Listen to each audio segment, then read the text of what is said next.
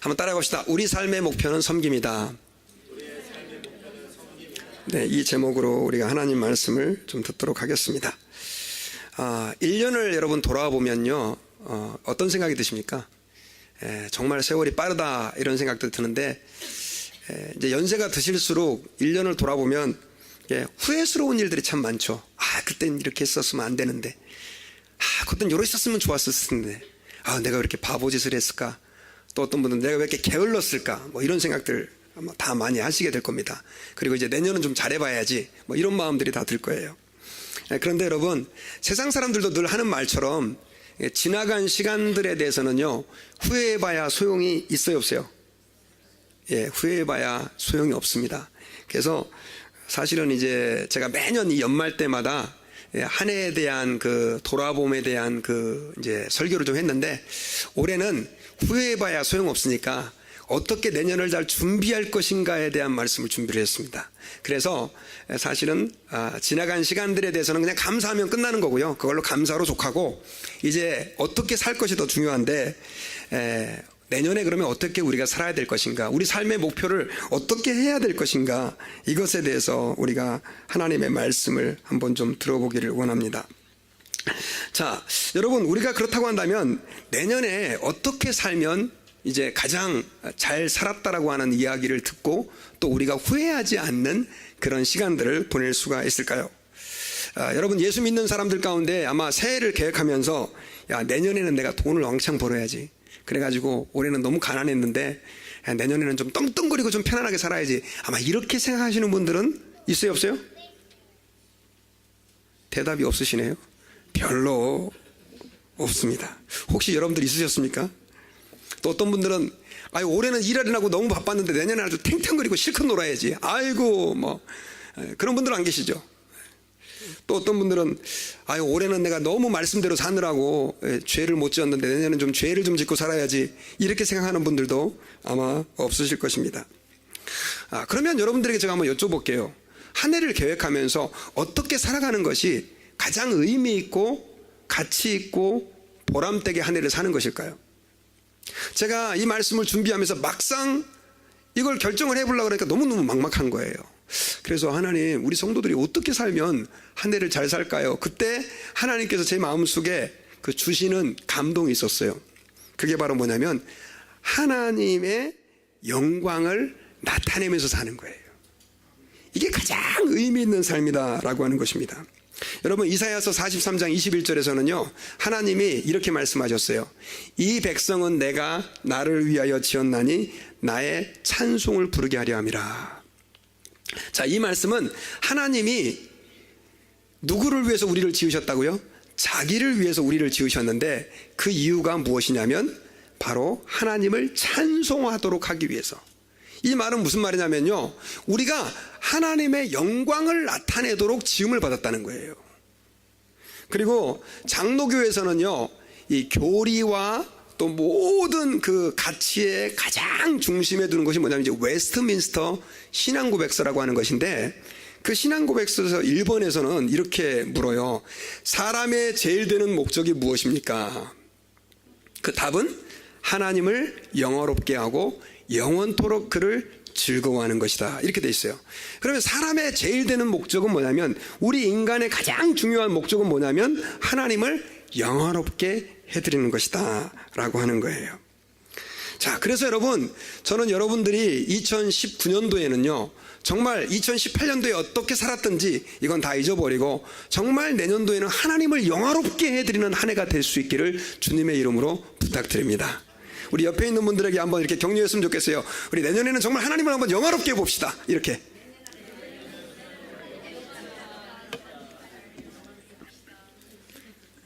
근데 여러분, 이 한국말이요, 제가 참 교회를 오래 다녔지만 어려워요. 왜 어렵냐면 하나님을 영화롭게 한다는 게 어떻게 하는 거예요, 그럼요. 교회에서요, 제가 처음에 어렸을 때 교회를 다녔는데 너무너무 어려워요. 저는 모태신앙이 아니잖아요. 중고등학교 때 이제 교회를 처음 가게 됐는데 진짜 목사님이 무슨 말 하는지 도무지 못 알아듣겠는 거예요. 근데 제가 지금 목사가 돼서 설교를 해보니까 알 것 같아요. 이 너무 어려운 용어들이 많아요. 자, 하나님을 영화롭게 한다, 이게 무슨 말입니까, 여러분? 어떻게 하는 게 하나님을 영화롭게 하는 거예요? 잘 모르시겠죠? 예. 하나님을 영화롭게 한다는 개념을 저는 이렇게 어떻게 설명해 드리기보다는 한 사람의 모델을 보면서 우리가 좀 발견할 수 있기를 바라요. 한 사람의 모델. 성경에 보면요, 창세기부터 쭉 읽다 보면 하나님을 엄청나게 영화롭게 한 한 사람이 있거든요. 혹시 누군지 아십니까, 여러분? 많죠. 예, 많아요. 근데 그분이 바로 누구냐면 예수 그리스도입니다. 예수 그리스도. 우리가 오늘 읽었던 이 성경 말씀 본문에 보면요, 바로 그 예수 그리스도가 하나님을 어떻게 영화롭게 했는지를 잘 보여주고 있어요.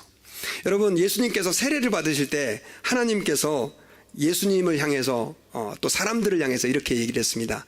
이는 내 사랑하는 자요 내 기뻐하는 자다. 너희는 그의 말을 들어라. 하나님 아버지께서 예수님이 세례 받으실 때 성령은 비둘기같이 예수님 위에 임하고, 그리고 하나님 아버지의 음성이 하늘로부터 들려오는데 그 내용이 뭐냐면 이는 내 사랑하는 자요 기뻐하는 자다. 너희는 그의 말을 들어라. 그러니까 예수님의 삶 자체는 하나님을 영화롭게 하는 삶 자체였어요. 그러니 예수님을 보기만 해도 하나님은 기쁘셨던 것이죠. 그런데 특별히 여러분, 예수님의 어떤 삶의 모습이 가장 하나님을 영화롭게 했냐면 그게 이제 오늘 본문에 나오는 내용인데요, 빌립보서 2장 5절부터 11절까지에 나오는 내용이에요. 이 말씀에 보면은요, 그는 근본 하나님의 본체시나 그와 동등됨을 취할 것으로 여기지 아니하시고, 그 다음에 7절에 보니까요, 같이 한번 읽어봅시다. 시작. 오히려 자기를 비워 종의 형체를 가지사 사람들과 같이 되었고. 자, 예수님이 하나님을 영화롭게 한 그 이유, 하나님을 영화롭게 하고 기쁘시게 하셨던 그 삶의 근거는 뭐였냐면요, 사실은 예수님은 성경에 보니까 하나님의 본체였다 이렇게 말씀을 하고 있어요. 하나님과 동등된 분이었다라고 얘기를 하고 있는데, 여러분 그거 아시죠? 온 세상을 창조하신 분이 하나님이신데 그 창조주는 하나님 아버지 한 분이 아니고 누구도 그 창조주셨다고요? 예수 그리스도도 온 세상을 창조하신 분이에요. 요한복음에 보니까 온 세상이 그가 없이는 피조되어진 것, 그러니까 만들어진 것이 없다라고 얘기를 하고 있어요. 그러니까 여러분, 우리를 만드신 분도, 온 세상을 만드신 분이, 우리는 그냥 단순하게 하나님 그러지만 거기에는 누구도 포함되어 있다고요? 예수님도 포함되어 있다는 거예요. 그러면 여러분, 예수님이 얼마나 높으신 분인지 알겠죠? 온 세상을 창조하신 창조주가 바로 누구냐면 예수님이신데, 그리고 오늘 빌립보서에 보니까 하나님 아버지와 동등되신 분이신데, 그분은 어떻게 해요? 자기를 비워서 종의 형체를 가져서 사람들과 같이 되신 분이다 라고 하는 것입니다.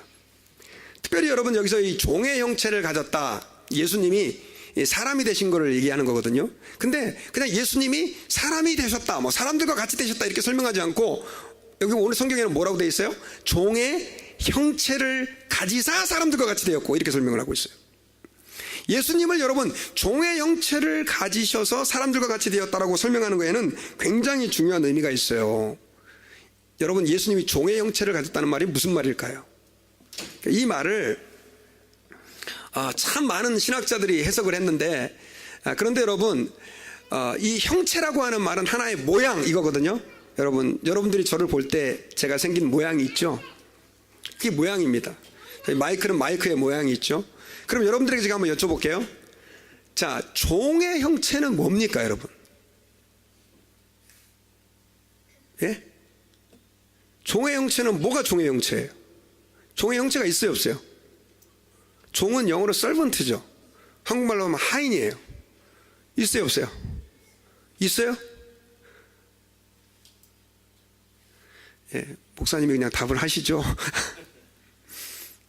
종의 형체가 없죠. 종이라는 게 형체가 어디 있습니까? 물론 종의 이미지를 떠올릴 수 있겠지만, 이 말은 그래서요, 종의 특성을 얘기하는 거죠. 종의 특성, 본질을 얘기하는 거죠. 그래서 그 옛날 킹제임스 버전에서는요, 그 폼이라고 하는 걸로 번역을 했는데, 우리가 흔히 지금 영어 사용하고 있는 NIV 성경에서는요, 영어로 종의 형체를 가졌다는 걸 이렇게 해석을 했어요. Taking the very nature of a servant. 그러니까는 쉽게 말하면 종의 그 속성을 예수님이 아예 가졌다는 뜻이에요. 그러니까 예수님은 쉽게 말하면 아예 자기 자신을 종으로 불리기를 기뻐하셨다라고 하는 거죠. 그게 뭐냐면 하나님을 영화롭게 하신 예수님의 삶이다라고 하는 것입니다. 그래서 여러분, 우리가 정말로 하나님을 영화롭게 하고 내년에 하나님을 기쁘시게 하려고 한다고 한다면 꼭 기억해야 될 것이 있어요. 그게 바로 뭐냐면 우리도 예수님처럼 하나님을 영화롭게 해야 되는데, 그러기 위해서는 우리도 예수님처럼 살아야 된다는 거예요. 그러면 예수님처럼 산다는 것은 어떻게 사는 거예요? 종처럼 사는 거예요. 종처럼. 내년도에는 여러분들 예수님이 종이 되셨던 것처럼 여러분들도 좀 종처럼 사셔서 하나님을 정말 영원롭게 할 수 있는 다산학교의 모든 성도들이 되시길 바랍니다. 근데 불편하시죠? 좀 부담스러우시죠?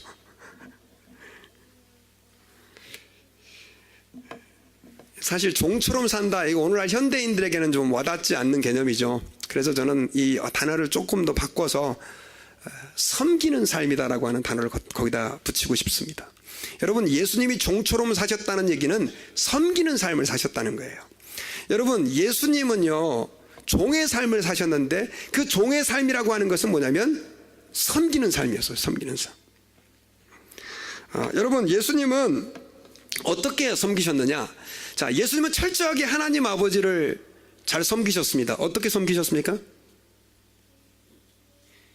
눈 감고 묵상하면서 듣지 말으시고요. 오늘은 좀 저를 좀 보면서, 제가 그동안 혼자 막 설교를 했더니 전혀 따라오지를 않고 그냥 아멘 아멘 하시는 분들이 계신데, 오늘은 다 저를 좀 따라오시면서 들으시면, 그래서 제가 속도도 천천히 하고 아주 풀어서 쉽게 설교를 하고 있어요. 자, 여러분, 예수님께서 하나님을 섬기셨죠. 아멘. 그렇죠? 예수님은 정말 하나님을 잘 섬기셨던 분이세요. 어떻게 섬기셨나요? 예수님은 하나님을 어떻게 잘 섬기셨냐면, 하나님은요 우리를 너무 사랑하셨어요. 근데 우리를 구원해야 되는데 우리가 죄에 빠져 있으니까 누구예요? 죄 없는 어떤 사람이 인간 대신 죽어야 되는데 예수 그리스도께서는 그 역할을 자신이 대신하신 거예요. 그래서 이 세상에 사람이 되신 거죠. 그러니까 예수님은 하나님의, 인간을 사랑하시는 그 하나님의 뜻을 너무나 온전하게 성취하시고, 그래서 하나님의 뜻을 잘 이루어 드렸다라고 하는 거예요. 그래서 예수님은 이 땅에 그 공생의 이제 3년, 그리고 또 일반 삶 목수로서의 33년의 생애를 사시면서 철저하게 자신의 뜻이 아니라 하나님의 뜻을 받들어 섬기는 삶을 사셨죠. 근데 예수님은 그렇게만 하신 것이 아니에요. 예수님께서는요 하나님만 섬긴 게 아니라 또한 누구를 잘 섬기셨냐면 우리 인간을 섬겨주셨어요. 어떻게 섬겨주셨습니까? 우리의 죄를 위해서 십자가에 몸버려 피 흘려 찢어서 죽으셨죠. 이것은 누구를 위한 섬김이었습니까? 하나님을 위한 것이기도 했지만 우리를 섬겨주시는 예수 그리스도의 그 헌신의 삶이기도 했다라고 하는 거예요. 여러분, 이거 기억해 보셨어요? 생각해 보셨어요? 예수님이 나를 섬겨주셨다. 여러분, 교회를 다니는 분들이요 신앙생활을 오래 하면서도요 처음에는 주님이 나를 위해서 십자가에 죽으셨다, 아유 그래 감사한 일이네, 그냥 뭐 이렇게 그냥 대충 생각을 해요. 근데 여러분, 제가 여러분들에게 진짜 한번 여쭤볼게요. 우리 인간이 언제 가장 감동을 받죠? 누군가 나를 지극히 섬겨줬을 때, 극진히 섬겨줬을 때 감동받는 거 아닙니까 여러분? 반응이 없으세요. 저는요 제가 지금도 잊을 수가 없어요. 결혼을 막 했는데 총각이니까, 결혼하기 전에 총각이니까요 밥도 대충 먹는 둥 마는 둥 이렇게 하는데, 결혼을 하고 이제 신혼여행을 다 갔다 왔어요. 신혼여행 때까지 정신이 없었는데, 저희 집사람이 남원 출신이거든요. 이 남원은 밥을 먹으면 반찬이 20가지는 반찬이 적다고 하는 동네가 남원이에요. 제가 저희 처갓집에 갔는데 진짜 한 40가지를 그냥 상다리 부러지게 차려서 밥을 먹는 거예요. 근데 저희 집사람이 진짜 뭐 전도사 가난한 슬래트 집인데 아주 가난한 단칸방에서 사는데 반찬을 그럼 막 있는 거 없는 거 해갖고 이렇게 한 상을 차려갖고 가져왔는데, 야, 너무 감동했어요. 예. 별로, 예, 여러분들은 감동이 안 되시는지 모르겠는데 하여튼 너무너무, 그래 제가 지금도 그 얘기를 해요. 그때 밥상이 지금도 생각나요. 생전 그런 밥상을 제가, 야, 저희 어머니 말고 딴 사람에게 받아볼 걸 상상은 못 해봤거든요. 근데 여러분, 밥상도 아니고 예수님이 우리를 구원하시기 위해서 뭐를요? 십자가에서 자신의 목숨을 내어주시면서까지 우리를 섬겨주셨다는 거예요. 근데 제자들이 그걸 잘 못 알아듣으니까 예수님께서 십자가에서 죽으시기 전에 어떻게 했습니까? 세숫대야를 가져다가 제자들의 발을 씻으면서, 나중에 베드로는 어떻게 선생님이 우리 발을 씻습니까? 그랬더니, 안 씻으면 너 나하고 상관없어. 그럼 목욕도 시켜주세요. 야, 목욕한 사람 발만 씻으면 돼. 그런 얘기 하면서 나중에 예수님이 발을 다 씻어주시고 나서 하신 말씀이 있었어요. 뭐라고 그랬습니까, 예수님이? 내가 주와 선생님이 되어서 너희의 발을 씻긴 것처럼 너희는 뭐 어떤 사람이 되라? 섬기는 사람이 되라. 섬기는 사람이. 예수님이 그걸 통해서 우리에게 보여준 게 뭐냐면, 예수님은 하나님을 너무나 잘 섬기셨지만 동일하게 그분은 자신의 목숨을 버리시기까지 우리를 섬겨주신 분이라는 거예요. 아멘. 성찬식이라는 게 여러분 뭐냐면요, 성찬식이라고 하는 것은 우리가 예수님의 뭘 기념하는 겁니까, 여러분? 뭘 기념하는 거예요? 대답 좀 해주세요. 예. 잘 모르세요? 예수님의 피를 기념하고 예수님의 살을 기념하죠. 왜요? 왜 예수님의 피를 기념하고 왜 예수님의 살을 기념합니까, 여러분? 예수님은 십자가에서 피를 흘려주셨잖아요. 그리고 살을 찢어주셨잖아요. 그게 뭘 위한 거다? 나를 위한 거다. 그래서 제가 지난주에 감기 걸려갖고 몸이 좀 많이 아팠어요. 그래서 잘 못 돌아다니니까 목사님들에게 설교도 좀 많이 듣고 책도 좀 많이 읽고 그랬는데, 그때 한 목사님이 그런 얘기를 하는 거예요. 표현이 굉장히, 이분이 좀 이렇게 괄괄하신 분인데, 예수님은 자기 자신을 잡아서 우리에게 먹을 걸로 주셨다는 거예요. 그게 성찬식이라는 거예요. 성찬식이 뭐라고요? 자기 자신을 잡아가지고 우리에게 주신 게 성찬식이라는 거예요. 제가 굉장히 그 메시지를 들으면서 많은 생각을 하게 됐어요. 우리는 뭐 매년 형식적으로 뭐 성찬식 때마다 아유 주님 나를 위해서 죽으셔서 감사합니다 하고 떡 먹고 포도주 이렇게 마시고 하지만, 여러분 그게 뭐냐면 예수님이 우리를 위해서, 나를 위해서 피를 제공해 준 거예요. 음료를 제공해 준 거예요. 세상의 음료가 아니라 어떤 음료예요? 생명을 얻게 하는 음료. 그리고 살을 찢어주셨는데 그게 떡이죠. 그게 바로 어떤 의미냐면, 세상의 음식은 먹으면 배고프지만 예수 그리스도께서 우리에게 주시는 그 생명은 영원히 배고프지 않는 생명의 양식을 우리에게 주셨다는 거예요. 그게 바로 성찬식의 의미라는 거예요. 여러분, 제가 이 시간에 여러분들에게 계속해서 강조하는 게 뭐냐면, 예수님은 하나님을 섬기셨지만 우리를 너무나 낮은 자로 섬겨주신 분이라고 하는 거예요. 그래서 우리가 하나님 아버지 앞에서 정말 우리가 하나님을 영화롭게 하면서 살려고 한다고 한다면, 우리는 어떻게 해야 되냐면요, 정말로 하나님 앞에서 어떤 사람이 되냐면 섬기는 사람이 돼야 돼요. 섬기는 사람. 근데 그 섬김이라고 하는 것은 단순하게 하나님만을 잘 섬기는 게 아니라 누구도 잘 섬기는 걸 포함해요.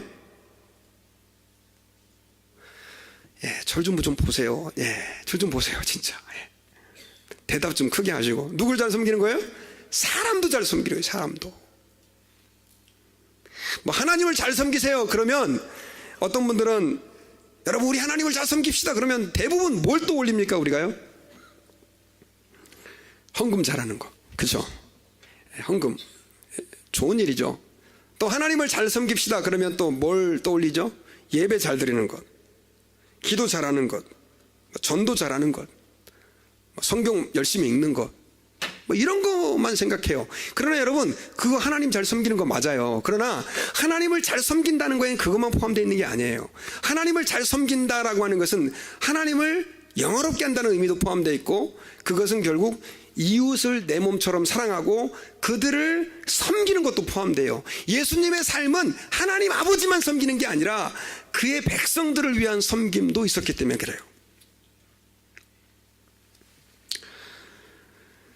특별히 여러분, 저희들이 그래서 하나님 아버지 앞에 2019년도에는요 정말로 우리가 섬김의 삶을 살아야 되는데, 섬김의 삶을 산다고 했을 때 특별히 우리가 하나님을 잘 섬기되 이웃을 섬길 수 있는 그런 한 해가 좀 되었으면 좋겠습니다. 아멘. 특별히 여러분, 예수님께서는 그 이웃을 섬기는 삶의 중요성을 아까 제가 대접을 떠가지고 제자들의 발을 씻기면서도 말씀하셨지만 굉장히 충격적으로 말씀하신 적도 있어요.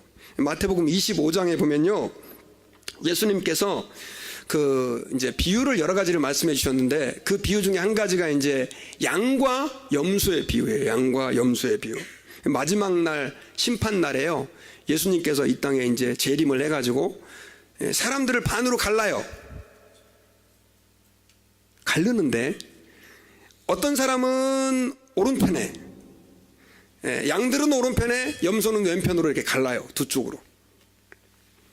심각한 상태죠. 근데 그렇게 갈라놓고 오른편에 있는 그 양들에게 예수님이, 사실은 이 양들, 염소들은요 자기들이 잘 몰랐어요, 왜 이렇게 갈라지는지. 근데 그 오른편에 있는 양들에게 예수님이 이유를 설명해 줘요.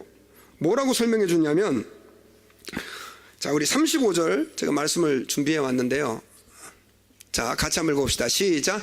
내가 줄일 때 너희가 먹을 것을 주었고, 목마를 때 마시게 하였고, 나그네 되었을 때 영접하였고, 36절. 헐벗었을 때 옷을 입혔고, 병들었을 때 돌보았고, 옥에 갇혔을 때 와서 보았느니라. 여러분, 예수님께서요 마지막 심판 때 너 교회에 얼마나 예배 안 빠지고 잘 참석했느냐, 그 다음 또 얼마만큼 기도를 열심히 했느냐, 얼마만큼 전도를 열심히 했느냐, 이것만 보지 않는다는 거예요. 오늘 본문에 보니까 35절, 마태복음 25장에 보니까 제자들에게, 그 양들에게 이상한 말씀을 하는데 뭐라 그러냐면, 너희가 줄일 때 너희가 먹을 것을 나한테 주었고, 목마를 때 마시게 하였고, 나그네 때 영접했고, 헐벗었을 때 입혔고, 병들었을 때 돌아왔고, 옥에 갇혔을 때 와서 보았느니라. 그러니까 이 양들이 깜짝 놀란 거죠. 사실은 그 사람들은 예수님에게 직접적으로 그렇게 한 적이 없었거든요. 그래서 아니 예수님, 우리가 언제 예수님에게 요 35절 36절 말씀처럼 그렇게 했습니까? 그랬을 때 예수님께서 뭐라 그랬는지 아세요? 한번 따라해 봅시다. 지극히 작은 자에게 한 그것이 내게 한 것이다. 자, 작은 자에게 한 그것이 누구에게 한 것이다? 내게 한 것이다. 이 말은 무슨 말이냐면요, 여러분, 우리가 하나님을 섬기는 것을 사람을 섬기는 거하고 구분할 수 있다 없다? 없다는 의미예요. 결국 사람을 섬기는 것이 누구를 섬기는 일이냐? 하나님을 섬기는 일과 같다는 거예요. 여러분, 그 사울 잘 아시죠? 사울. 성경에 사울이 여러 명이 나오는데 우리가 잘 알고 있는 사도 바울을 제가 이 시간 얘기를 하려고 그래요. 이 사울은 굉장히 좋은 가문에서 태어났던 사람이에요. 그래서 공부를 많이 했던 사람인데, 근데 예수님을 잘 몰랐어요. 그리고 나름대로 그 유대인으로서는 높은 직위에 있었던 사람이에요. 근데 예수 믿는 사람들이 너무 자기가 볼 때 설치고 다니니까 도저히 가만히 있을 수가 없었어요. 그리고 그 당시 사람들은 예수님을 누구라고 생각했냐면 이단이라고 생각했거든요. 그래가지고 예수 믿는 사람들을 잡아다가 막 감옥에 가두는 일에 앞장을 서는 거예요. 그리고 그 당시만 해도 이렇게 우리처럼 교회가 없었어요. 그러니까 가정에서 이제 모여서 예배를 드렸는데, 근데 예배를 드리고 있다가 그냥 그 드리고 있는 집에 어떻게 알아내갖고 쳐들어가가지고 그 사람들 끌어다가 그냥 감옥에 집어넣고 심지어 죽이는데 내주기도 하고 이런 못된 짓을 했던 사람이에요. 그런데 나중에는 이 사람이, 예수 믿는 사람이 너무 핍박이 심해지니까 그 사람들이 다메섹으로 다 세계 지역으로 다 흩어졌는데, 특별히 다메섹에 많이 가 있다는 얘기를 듣고 제사장으로부터 허락을 받아가지고 다메섹에 예수 믿는 사람을 잡으러 이제 가게 됐어요. 가게 됐는데 거기서 갑자기 하늘에서 빛이 쫙 비치는 거예요. 그래가지고 벌러덩 자빠졌는데 하늘에서부터 음성이 나는 거예요. 뭐라고 음성이 나는지 혹시 여러분 아시죠? 뭐라고 음성이 났습니까? 사울아 사울아 네가 어찌하여 나를 핍박하느냐. 근데 여러분 여기서 우리가 기억해야 돼요. 사울아 사울아 네가 어찌하여 나를 핍박했느냐. 여러분들에게 여쭤볼게요. 사울이 예수님을 핍박한 적이 있어요 없어요? 네? 예, 없어요. 사울은 예수님을 핍박하지 않고 누구를 핍박했습니까? 예수 믿는 사람을 핍박했고 교회를 핍박을 했어요. 나중에 사울이 주여 누구십니까? 그때 주님이 또 한 번 얘기를 해요. 나는 네가 핍박하는 예수다. 네가 핍박하는 예수다. 여러분 이것이 우리에게 무엇을 말씀해 주는 줄 아십니까 여러분? 하나님을 향한 섬김은요 사람과의 관계에 있어서 분리되어 있지 않다는 거예요. 요한일서에서는 계속해서 우리에게 눈에 보이지 않는 하나님을 사랑하면서 눈에 보이는 형제를 사랑할 수 있다 없다? 없다 이렇게 얘기를 했어요. 저는 여러분들이 좀 과감이 아니고 좀 과하게 오버 이스티메이션이라고 그러죠. 이거 보고 해도 하나 된다는 게 뭐냐면 사람과의 관계에 있어서 엉망진창인 사람들이죠. 하나님을 잘 섬기는 거 아니에요? 잘 섬기는 게 아니라니까요. 사람과의 관계가 다 깨져 있고 사람들에게 맨날 손가락질 받고 사람들에게 욕먹고 사람들 무시하고 죄송하지만 그건 하나님 잘 섬기는 게 아니에요.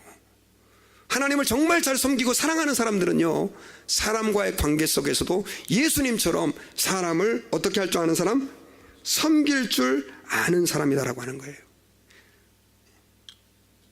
그러므로 여러분 저희들은 하나님 아버지 앞에서요 2019년도에는 좀 우리가 이걸 좀 주목하고 정말 주님을 섬기되 사람을 좀 잘 섬길 수 있는 저희들 모두가 되기를 주님의 이름으로 축복합니다. 아멘. 근데 문제는 이게 어렵다는 거예요. 쉬워요 어려워요? 예, 어려워요. 목사님은 속도 모르면서 맨날 그렇게 설교한다고. 근데 저는 어려울까요 쉬울까요? 저도 어렵습니다. 근데 여러분 왜 어려운가 봤더니 그 이유가 있어요. 우리 인간이 죄악으로 인해 타락해서 그래요.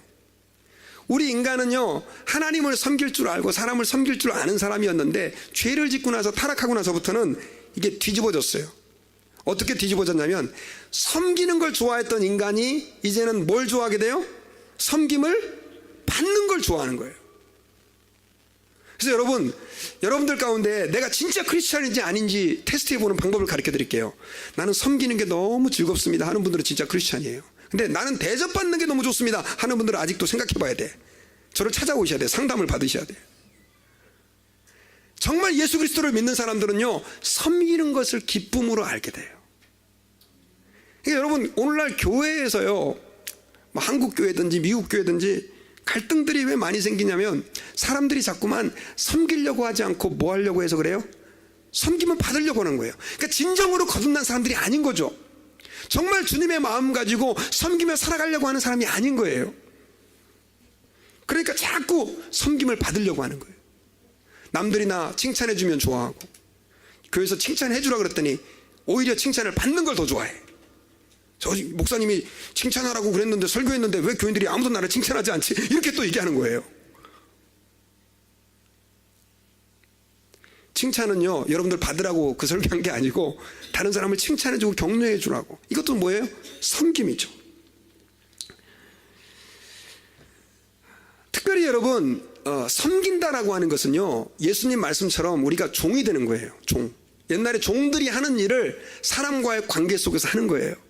여러분들이 많이 배운 사람이든지 아니면 돈이 많은 사람이든지 아니면 너무나 젊고 잘생긴 사람이든지 아니면 많은 사람에게 칭찬을 막 받는 아주 유명한 사람이든지 여러분 기억하셔야 돼요. 우리 예수 믿는 사람들은 원래 우리의 정체성 자체가 뭐냐면 사람들에게 칭찬받는 것으로 인정받는 것으로 기뻐하는 존재가 아니라 섬기고 종으로서의 삶을 사는 것을 기쁨으로 하는 존재들이 바로 누굽니까? 우리 옆에 있는 분들에게 당신이고 납니다.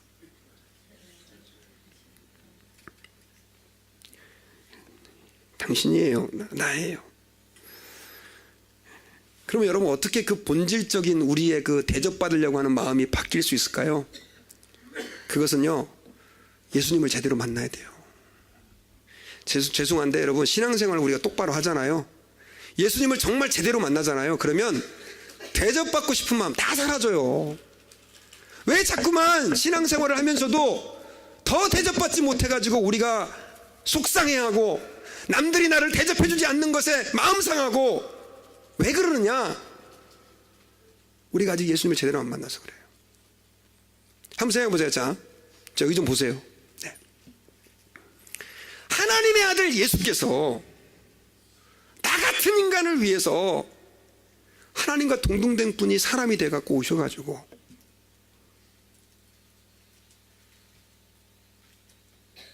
아주 비참한 삶을 사시고 벌거벗겨서 십자가에서 죽으신 거예요. 누구 때문에? 누구 때문에요? 근데 이게 좀 여러분들 믿어지세요? 아니, 지금 저 눈 감고 묵상하지 마시고 좀 절 좀 보세요. 진짜 저는 궁금해요. 믿어지시면 아멘 합시다. 진짜 믿어지세요?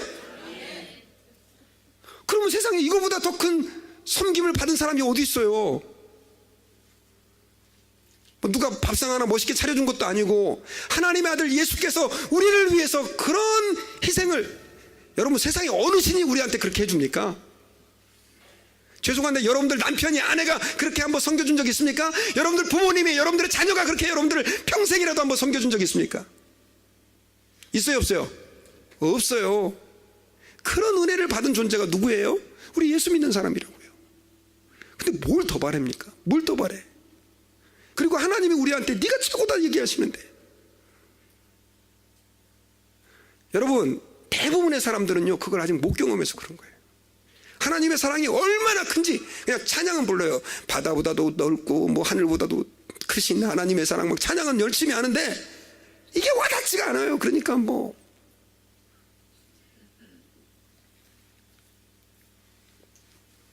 저는 여러분들 2019년도에요 정말 하나님을 영화롭게 하는 섬김의 삶을 사시고자 한다면 먼저 우리가 주님의 그 큰 사랑을 체험해야 될 줄 믿습니다. 사실 여러분, 사람들이 자기를 희생한다는 거요, 이거 절대 쉬운 거 아니에요. 어떻게 자기를 희생하면 삽니까? 지금 더 못 받아서 안달이고 더 많이 못 가져서 지금 마음 상해 있는데 어떻게 내 걸 희생합니까, 여러분? 어떻게 물질을 희생하고 시간을 희생하고 내 자존심을 내려놓습니까, 여러분? 이거 못하는 거예요, 여러분. 목사가 그렇게 하라 그러잖아요. 그러면 지는 자나? 지는 잘하나? 지나 잘하지, 이렇게 얘기한다고요. 그래야 안 그래요, 여러분?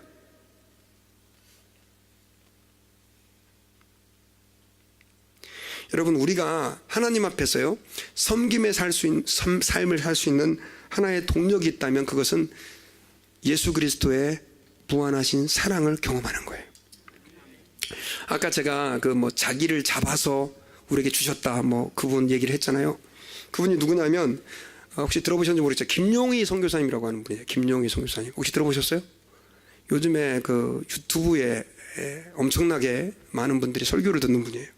근데 제가 김용희 선교사님을 왜 주목하게 됐냐면 제가 중고등부 수련회를 갔었는데 그 수원에서 군대 생활을 할 때 그때 수련회 강사로 오신 분이 김용희 선교사님이셨어요. 수련회 강사로 오신 분이. 근데 제가 왜 그분을 기억하냐면 그분이 제가 알기로는 점심 강의였던 것 같아요. 점심을 먹고 설교를 하는데 하여튼 저녁을 안 먹고 새벽 2시까지 설교를 했어요. 8시간 설교를 한 거예요. 거의 8시, 새벽 2시까지는 안 돼. 하여튼 엄청 늦은 시간까지. 그래서 제가 그때 이게 말씀을 듣다가요, 다 우리 교사들이 모여서 비상회의를 했어요. 이거 수련회 프로그램이니까 다 철수하자, 이거. 그래서 중고등부 수련회를 갔다가 하여튼 아주 황당하게 했는데, 제가 하여튼 자기는 뭐 양복이 한 벌밖에 없다 그러고 애들 용돈은 그 당시 100원밖에 못 준다 그러고 하여튼 그때부터 무소유의 삶을 사셨던 분인데 요즘에 이제 좀 유명해지셨어요. 그래가지고 이제 큰 교회에서도 설교도 하고 그렇게 되셨더라고요. 근데 그분의 간증을 좀 읽게 됐어요. 근데 이분이 그 부모님이 술집을 경영하는 사람이었대. 그러니까는 세상적으로 돈은 많이 있었죠. 근데 자기는 어렸을 때부터 너무 싫었던 게, 여러분 그 술집에 아버지가 술집을 경영하는 그 집이 어떤 삶을 살고 있을지는 안 봐도 뭐요? DVD죠. 맨날 여자들 불러오고, 그 다음 또 나름대로 명성 있다는 사람들이 다 여자들 끼고 거기서 노래 부르고, 그런 것들을 자기가 어렸을 때부터 봐야 되니까 너무너무 싫은 거예요. 그래서 가슴 아픈 얘기지만 어렸을 때 자기는 소원이 하나 있었대요. 아버지가 빨리 돌아가시는 거였대요. 너무 싫어가지고. 근데 아버지가 빨리 돌아가셨다네요. 근데 문제는 그 많던 재산을 다 막 다른 여자들 있잖아요.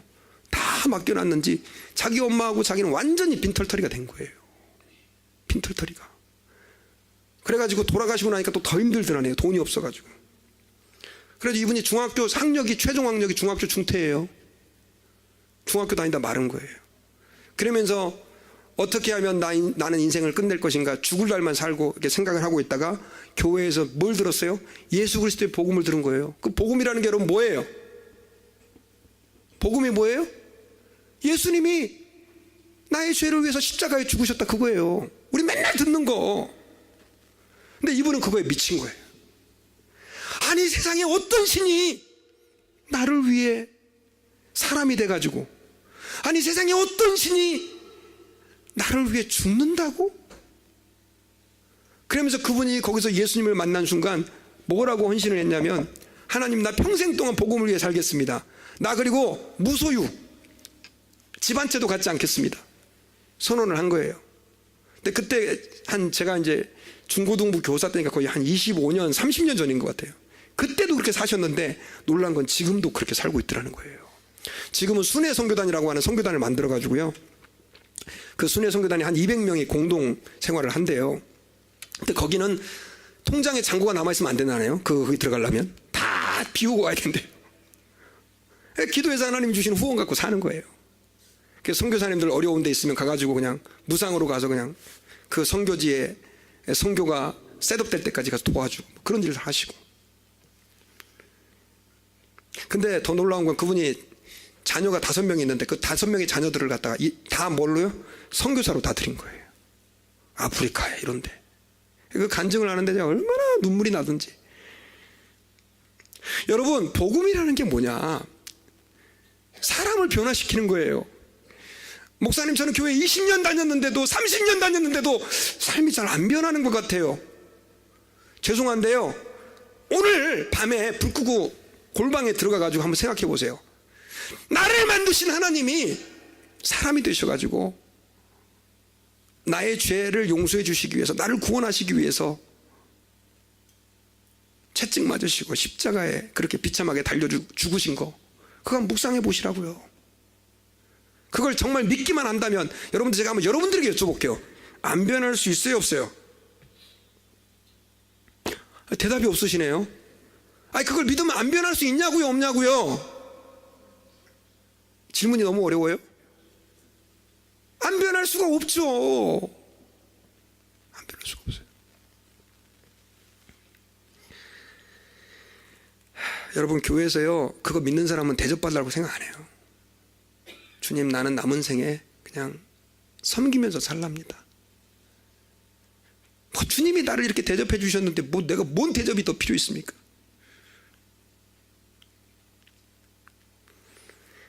그러면 마지막으로 여러분, 우리가 섬기는 게 도대체 뭐냐? 섬기는 게 도대체 어떤 것이냐? 저는 여러분, 섬김이라고 하는 단어는 우리 일상에 굉장히 친숙하게 와 있는 단어라고 생각해요. 저는 섬김이라는 단어를 떠올릴 때 저 어린 시절이 생각났어요. 저는 어렸을 때 굉장히 가난했거든요. 그래서 시골에서 자랐는데, 지금도 저 어린 시절에 이제 기억들이 몇 개 없는데, 농촌에서 제가 그때 6살인가 7살 때였던 것 같아요. 제가 동생이 밑으로 3명이 있거든요. 근데 이제 막내 동생이었는지 그 바로 위에 동생이었는지 기억 안 나지 않지만, 엄마 아버지는 이제 논에 일하러 나가셨거든요. 그러면은 그 막내 아기를 데리고 갈 수가 없으니까 이제 집에다 놓잖아요. 근데 애가 이제 젖을 안 뗀 상태였으니까, 지금으로 말하면 2살 이하였던 것 같아요. 제 동생인데, 셋째 동생인지 기억도 안 나고 넷째 동생도 기억 안 나는데, 그러면 저는 시간이 되면 그 6살 먹은 아이가요, 제가 동생을 업고 상당히 먼 거리였던 것 같아요. 지금 생각해보니까. 그걸 걸어서 엄마한테 데리고 가는 거예요. 뭐 하기 위해서? 젖 먹이기 위해서. 동네 사람들이 저를 다 기특하다고 칭찬을 했대요. 제가 그렇게 결혼 사람이었습니다. 속으로는 다 시커먼 죄인이면서 잘난 척은 엄청 하는. 제가 왜 섬김이라고 하는 단어를 떠올릴 때 그 장면이 생각이 나는 줄 아세요, 여러분요? 목회를 하다 보니까 딱 제가 그런 심정이에요. 여러분, 제가 뭐 때문에 여러분들 앞에서 설교를 하고 목회를 하겠습니까? 저는요, 세상에서 제일 싫어하는 게 남들 앞에서 말하는 거였어요. 그래서 토요일 날만 되면 저는요, 초긴장이에요. 지금도 강단에 서는 그 시간까지 너무 떨려요. 그리고 어쩌다 성령님이 역사에서 은혜를 베풀어주면 그날은 또 조금 이렇게 가슴 펴지는데, 설교로 죽순 날이 있지 않습니까? 그런 날은요, 진짜 마누라도 보기 싫고 성도들도 만나기도 싫고 그냥 죽어버렸으면 좋겠어요. 그런 날이 많아요. 근데 제가 주님, 저도 복음에 감동돼가지고 이렇게 목사가 됐는데, 하다 보니까 딱 제 사역이 뭐냐면, 성도들이 주님을 만나도록, 그 주님의 말씀을 먹고 자라가도록 그 아기를 업고 다니는 어린아이처럼 그런 제 모습이 보여지는 거예요. 그게 뭐냐면 제게 있어서는 섬김이더라는 거예요. 보니까 여러분, 교회 안에는 성숙한 신자만 있는 게 아니에요. 제가 볼 때 이민교회는요, 성숙한 신자보다도 성숙하지 못한 신자들이 더 많아요. 근데 그분들이 믿음이 어떻게 자라갈 수 있겠습니까? 설교 한번 은혜 받는다고 여러분 믿음이 자라가는 줄 아세요? 천만의 말씀, 만만의 콩떡입니다. 콩떡. 성도들의 섬김으로 자라가는 거예요. 있는 돈 없는 돈 쪼개가지고 그걸로 밥 사줄게 하면서, 그 새신자 왔다고 또 돈도 없는데 그 쪼개가지고 밥 사주는 우리 장로님 집사님, 권사님들, 세상적으로 볼 땐 잘 나가는 사람인데 교회에 새신자 왔다고 허람해 보이지만 그 사람 앞에 고개 숙이면서 인사하는 성도들. 여러분, 부모가 자녀들보다 못 나가지고 자녀를 섬깁니까? 자녀들은 잘 철이 없어서 모르지만 그 아이들 잘 자라가도록 섬기는 거예요. 교회가 뭐냐? 바로 그거예요. 그리고 그것이 바로 누구에게 하는 거냐? 하나님에게 하는 거라니까요. 교회라고 하는 것은 뭐냐면, 여러분, 예수님이 만든 곳이에요. 목사가 깃발 꽂아갖고, 여러분 웃기는 얘기, 장로가 먼저 깃발 꽂으면 장로 중심 교회가 되고, 목사가 먼저 깃발을 꽂으면 목사 중심 교회가 되고, 그런 얘기를 하는 분들이 계셔요. 정말 정신 나간 사람들이에요. 목사가, 장로가 아닌 누가 깃발을 먼저 꽂든 죄송한데 거기는 주님 땅이에요. 주님 땅. 교회는 주님의 교회라고요. 교회는 누가 세웠어요? 주님이 세웠다니까요. 주님이. 하도 교회를 니꺼 내꺼 하니까 요즘에는 교회 이름이 유행하는 게 주님의 교회 아니에요. 얼마나 교회를 니꺼 내꺼 하니까 주님의 교회. 달라스에도 몇 개 있어요. 주님의 교회가.